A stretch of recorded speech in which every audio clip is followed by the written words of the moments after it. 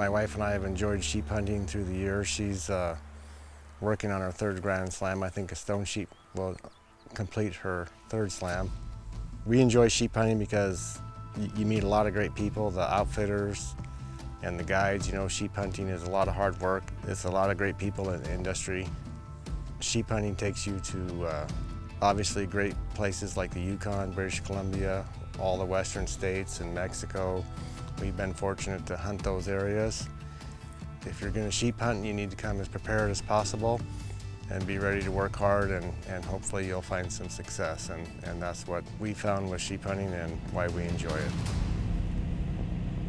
I'm Cari Goss. I just came back on this Dall sheep hunt that I've been waiting for 2 years because of 2020, all the cancellations in Canada. I couldn't come up. So here I am now. Sheep hunting takes you to so many amazing, surreal places. I just absolutely fell in love with sheep hunting. The anticipation on the sheep hunt when you're going to get dropped in, and you know you're going to be dropped in with a little plane, you're going to be landed on some lake, and then you're going to be backpacking from there is always a little, you know, just kind of exciting and nervous, and you just got a backpack, so it's not like you can take a lot of stuff. I know the feeling. I didn't sleep much the night before, but I was excited. So when we did get dropped off, and then you don't know if you're going to be there a day, 2 days, or if it's going to be a full hunt, 7, 8, 9 days. You're just not sure. And then the weather, it has to be good to even get you out. When we arrived and landed there, and Josh was with us, my guide, and he pre-scouted a couple of days, so he knew there was some rams in the area, but we didn't know if they were going to be there when we got there. I spent 2 weeks out scouting some of our southern country where it's not a lot of sheep, but there's some pretty good ones. Spent 2 weeks down there, found some pretty nice rams. First thing I'll look for is mast down the bottoms. Look a lot for the mast to not just be there, but to actually carry through, down at least into the bottoms. Then you get in, as you're getting in closer, you're typically on age, because we hunt a lot of age here. You're just going in, checking rings, make sure you get your consistent growth, and count them up, and then from there it depends on what your hunter wants. Sometimes you're just looking for an 8-plus-year-old ram, sometimes you're looking for something a little better, and then you're looking for how long, kind of how deep they drop, how much come back, how wide they are, what kind of mass they have, how well they carry their mass, and that basically will run you through a good ram. You get something that carries its mass well and has a bit of age to it. It's a nice ram. On most every sheep hunt, there's times you will suffer, it will suck in the moment, but to be aware that it's going to be hard times, be able to pull yourself through that. It's mentally really is the biggest part of sheep hunting. To actually be able to keep your head in it, which is tough. We all lose a battle sometimes. Almost always the sheep hunt will be tough, but that's what makes it fun. It makes it rewarding in the end. The harder you have to work for it, the more you appreciate it.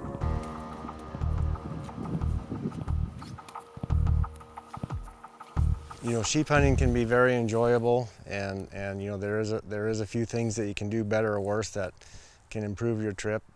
Obviously, these hunts are expensive hunts, and preparation is critical. You know, when you talk to the guides and the outfitters of the industry, one of the things that happens quite often is that people aren't familiar or don't practice with their rifle. If you're going to spend all the money on a sheep hunt and all the energy and travel to come clear up to Canada or Mexico or western states, I mean, take the time to really get to know your rifle, learn how to shoot some distance, and take the time to practice. Another thing that happens a lot, like sheep country, is steep and it's a lot of hard work.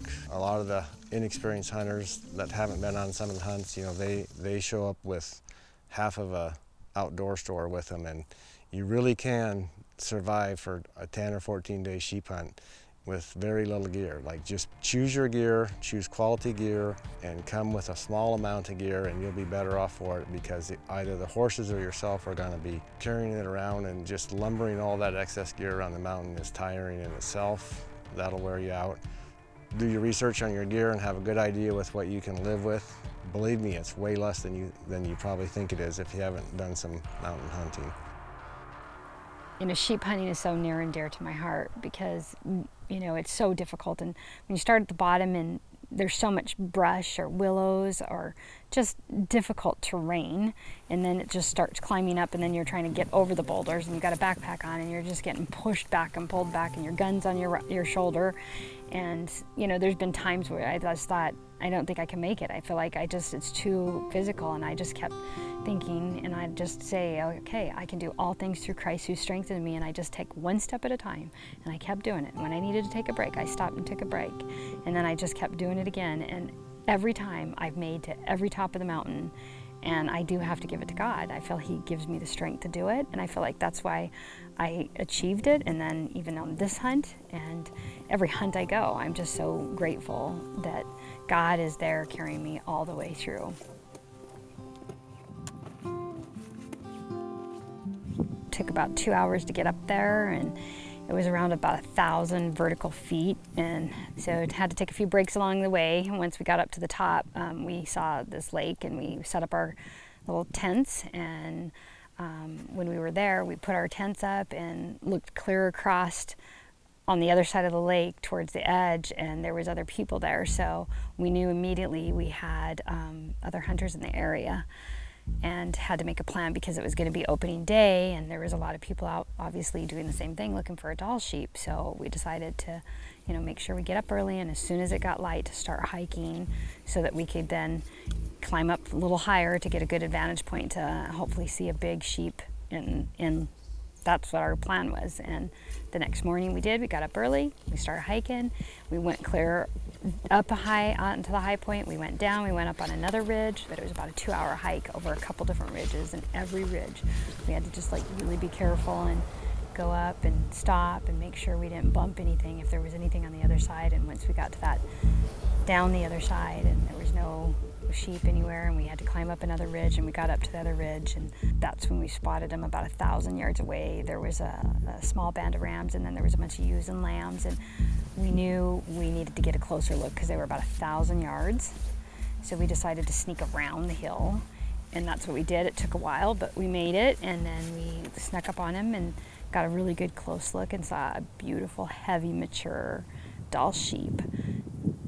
So as we were looking, Josh, my guide, he was really making sure that the rings and he was legal, and how, you know, if he was the biggest one out of all of them, and watching him. And we decided, yeah, that is definitely a big one. And then we knew when we were hiking around trying to beat the other hunters that were obviously hunting as well, they were around 1,000 yards, that we knew that we didn't know if they were going to come up, or they going to spook the rams or what. And then pretty soon, the ram we were looking at, they were like 3 of them rams, and they bedded down. And so then we had to sit there and wait. And then we were like, okay, are they going to get spooked from the other hunters, or is this going to happen? And we just had to sit there and patiently wait. And I always try to get myself mentally prepared to shoot. I keep myself really calm. I start taking deep breaths, and I got my rifle out, and I put it down, and I put my bipod up, and then I put my backpack underneath the stock of the gun, and I was just taking calm, deep breaths, and I was just focusing on where he is, getting him in my scope, and just keeping myself calm. And that's my first focus when I do that, because I want to make the perfect one shot.